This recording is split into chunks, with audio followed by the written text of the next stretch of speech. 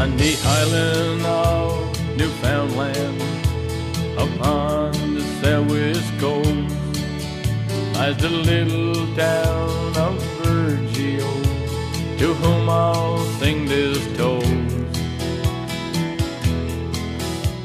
There are so many highlands that lie just off her shore, and when the cold north wind blows, you can hear the billows roar. The people from the village make their living from the sea. They like their independence, it shows that they are free. Some fish in their small boats in the wind, the rain and sleet, while others make their living on the offshore trawler fleet. They've known their share of tragedies down through the years, and when the memories overcome, they show their grief with tears.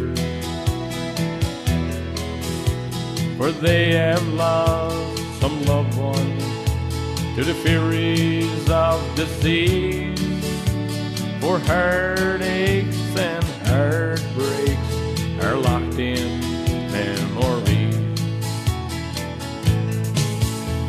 This village has got beauty carved on its rugged shore. 7 miles of pure white sand, who could ask for more? The mountains and the valleys where the rivers run so fast, and the salmon rise to the sportsman's fly as he makes another cast. Now the people of this village love their native home, for anyone who goes away most surely will return. Just like that lifelong mystery, the answer you won't know. What makes this rugged village burn so deeply in your soul? What makes this rugged village burn so deeply in your soul?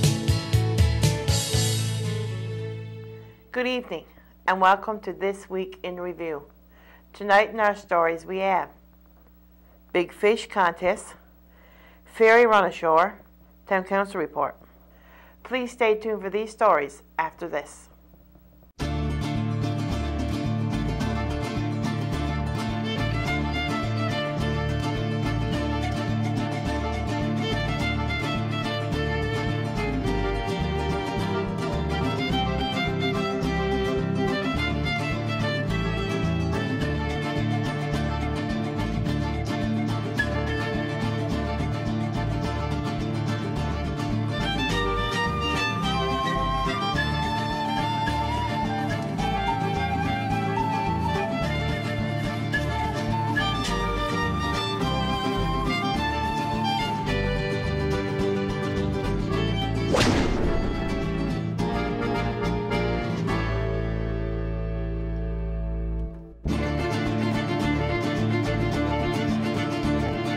Honesty. Pass it on. A message from the Foundation for a Better Life. On Monday, E.H. Scott Sales and Services held a big fish contest in Adden Way Inn. The winner of the biggest trout was Lou Vatcher. His trout weighed 1 pound and 14 ounces, and for that he won $50 and a fishing rod valued at $70. Lou also had the largest sixth trout, which weighed in at 5 pounds and won $30 and a cap. The second largest trout was won by George Spencer, and his trout was 1 pound and 3 ounces, and he won $10 and a cap. The largest one-ish was Andy Porter's. It was 3 pounds and 8 ounces, and he won $50 and a camera. He also had the largest 3 one-ish, and that was at 8 pounds. For that, he won $30 and a cap. Joey Compton came in second place, and his one-ish was 2 pounds and 14 ounces. He won $10 and a cap. E.H. Scott Sales would like to thank everyone who signed up and took part. They would also like to thank their sponsors, Eric's Home Eat, Good Buddy Sports, Corner Brook Automotive, and Ridge and Joy and Spencer. If enough interest is shown, another fish contest is planned for the Labor Day weekend. On Monday, the ferry servicing Grey River and Francois ran ashore just outside of Vance Island and had to be towed in by Richard Strickland. The challenge won at a shoal rock as it tried to maneuver out through a narrow passageway between Cuttails and Villains Island. It was said that the skipper decided to go through this passageway as other coastal boats had done before. The boat would head for Ramia and then cut in towards Grey River, making entry into Grey River Harbor a lot easier. The skipper has said that the rock was not shown on the chart and was not visible above water. Divers were called in to assist the damage. The challenge one was towed to Isla Morte for repairs. She had damaged her blades and rudder. In the meantime, the Gallipoli has been making trips to Francois and on Tuesday and Thursday in addition to its trips to Grey River, and the helicopter making trips on Mondays and Fridays. The challenge one was the replacement ferry for the regular ferry, which is currently on refit. Here are some pictures of the boat taken by a passenger as the incident happened.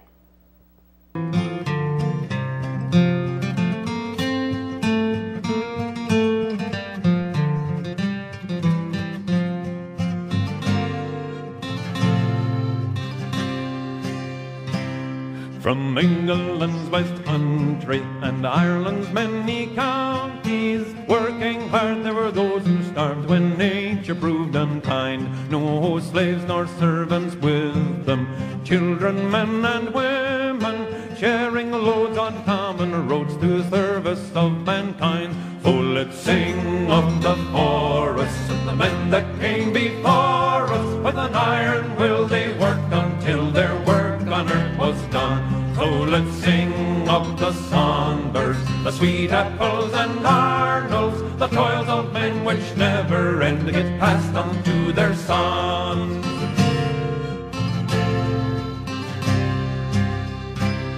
My grandfather died early, there was never one more surely guaranteed eternity he was given unto God. He kept his family healthy, like most they were not wealthy, and though they'd seen adversity, they smiled through all odds. So let's sing of the steam mills, the lumber and the steel, the logs they brang, the blades that rang, our song is yet unsung. And let's sing of the Burries, the Smarts, the Strouds and the Perrys, persistent stood with water and wood, and the heritage was won.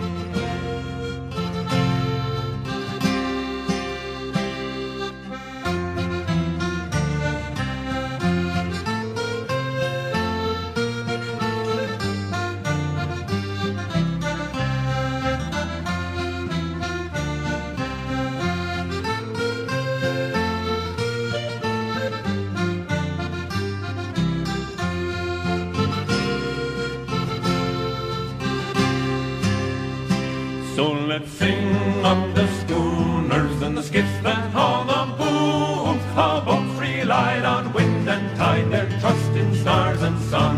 And let's sing of their courage, knowledge and endurance, of the ways of men. Let's sing and then let's share it with our sons. Of the ways of men, let's sing and then let's share it with our sons.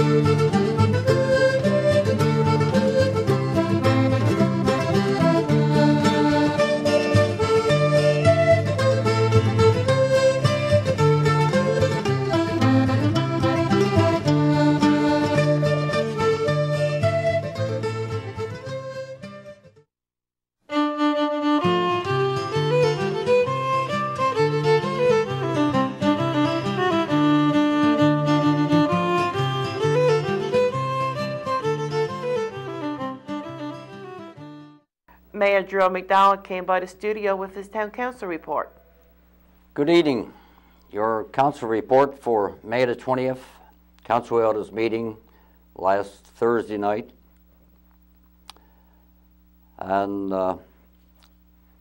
council, the first item that we dealt with there, I guess, was our new councillors that were elected, where council held its by-election on Tuesday, May the 18th, to fill 2 vacant seats on council.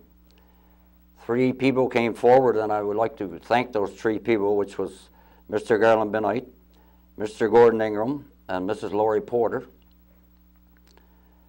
Now, I also want to thank the 2 candidates who were elected on election day, and that was Mr. Gordon Ingram and Mrs. Laurie Porter. I want to congratulate them on their win. And I would like to take this opportunity to say that I believe, or I don't believe, I know that right now we have 2 ladies on council, and that's a little history for this community. It's the first time that the ladies have held 2 seats on council at any one given time. Over the years, Dr. Collar, Mrs. Ann Collar was on council as mayor, and since I've been involved with council, Mrs. Melly Dahl was a councillor, and Mrs. Teresa Peterson, and Mrs. June Iscock.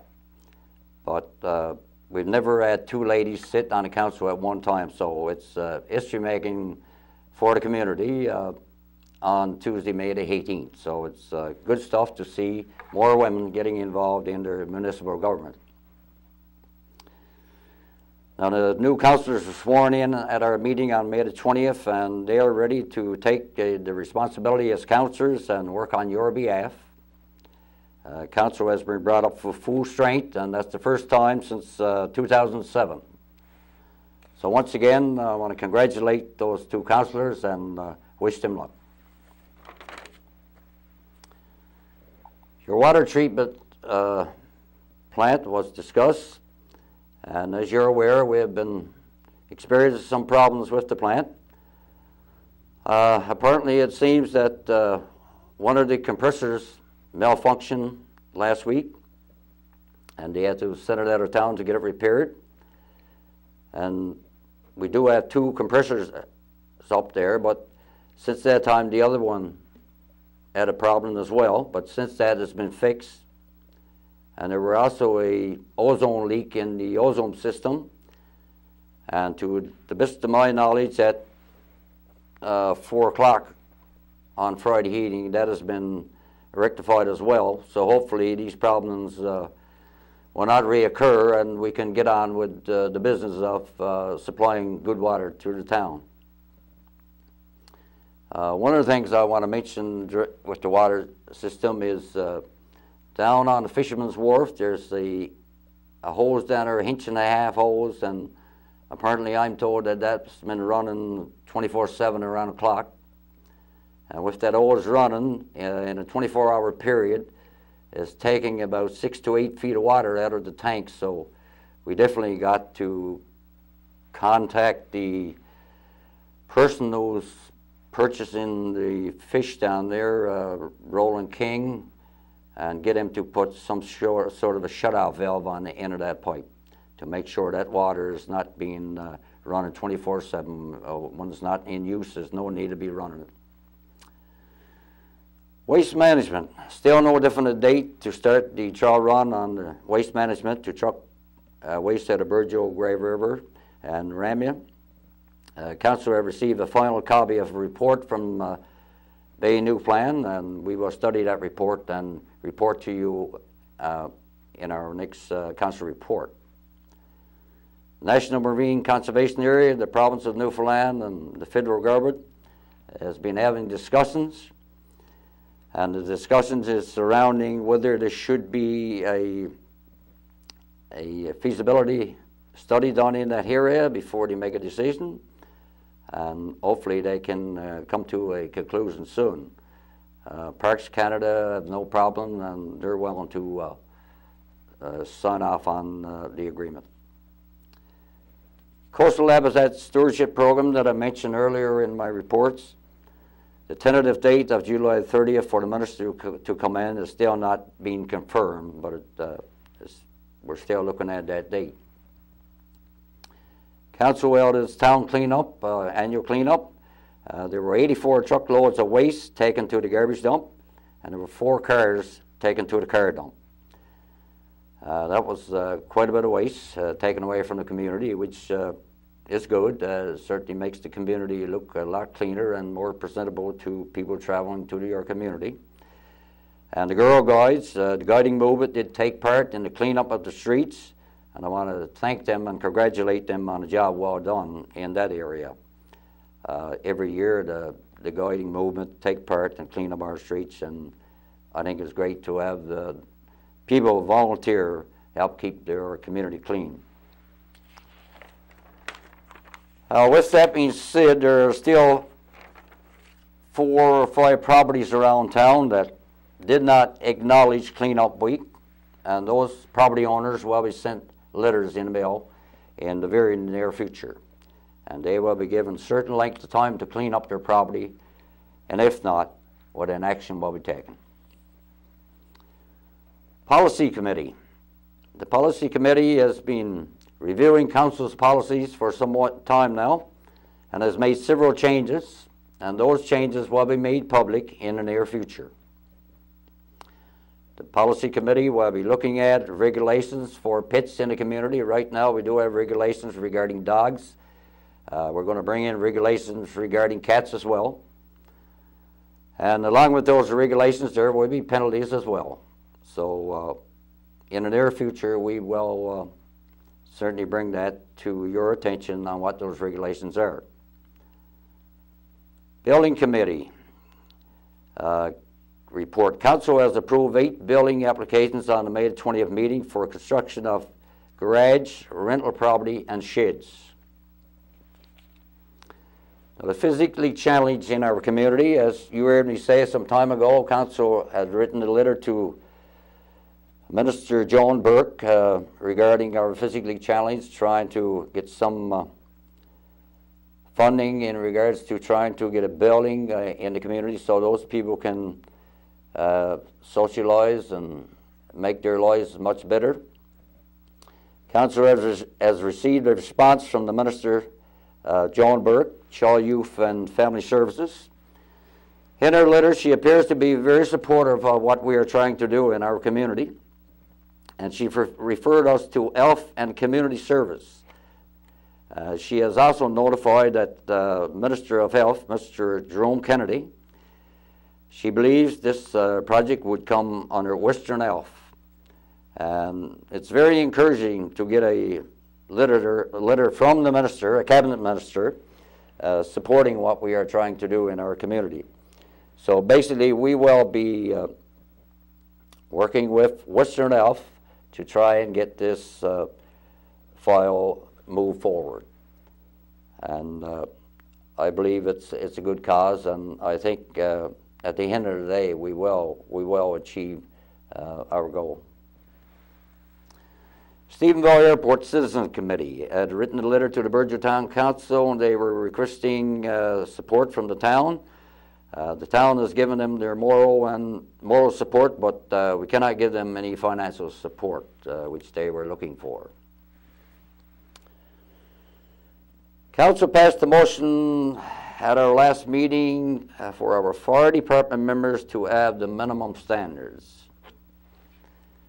And Council also approved an application to send for a new fire truck for our fire department. Now, this application had to be approved by Council and had to be sent in to the government, and it probably take about 2 years or probably longer before you get any response on whether that application is going to be approved or not. And the funding under those projects is 90-10, so the government would pay for 90% of a fire truck. And I also might add that fire trucks is given out to communities or approved to communities on a need basis. So it could be a while, but if we didn't get the application in, we wouldn't be considered at all. So the application has gone in.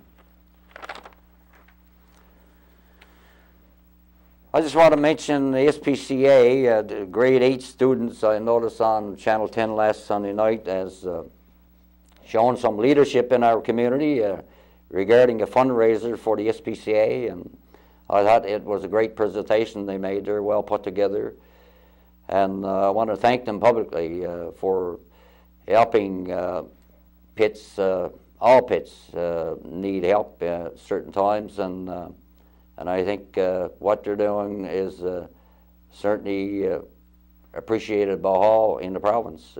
SPCA is an organization that certainly do good work in the province, and I just want to encourage those grade 8 students to keep up the good work.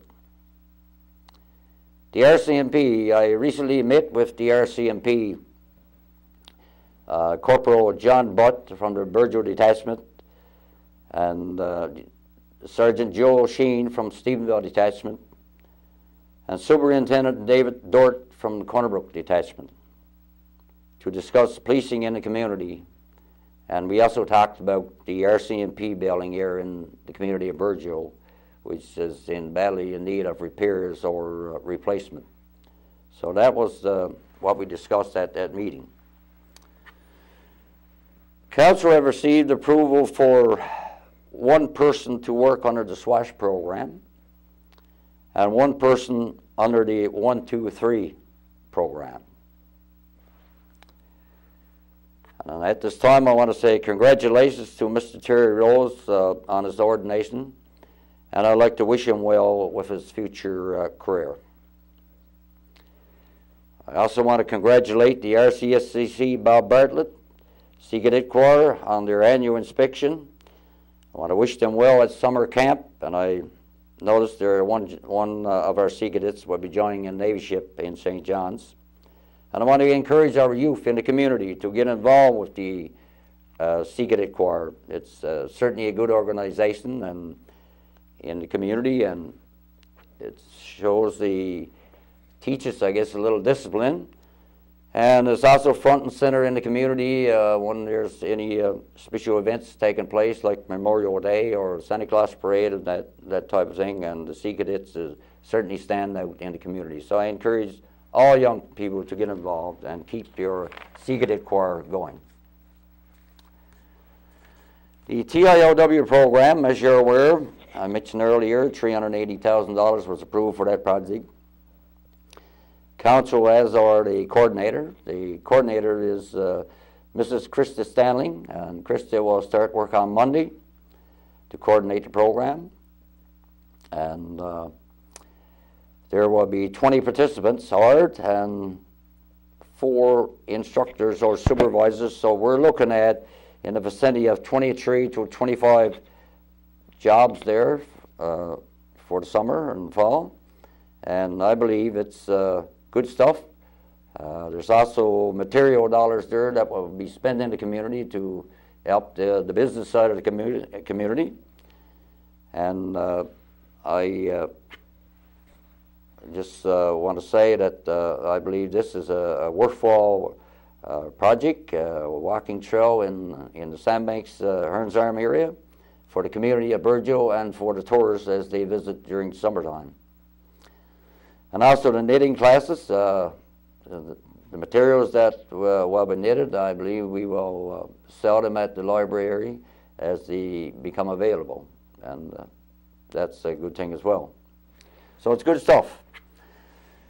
I received an invitation to attend a meeting with Western Elf on May the 26th at Gillette's Motel, and I just want to point out to you, due to my work commitments for the past month, and I guess for the next 5 months, that I'll be out of town for some time, and I cannot attend all functions, but I will certainly make a special effort to attend council meetings.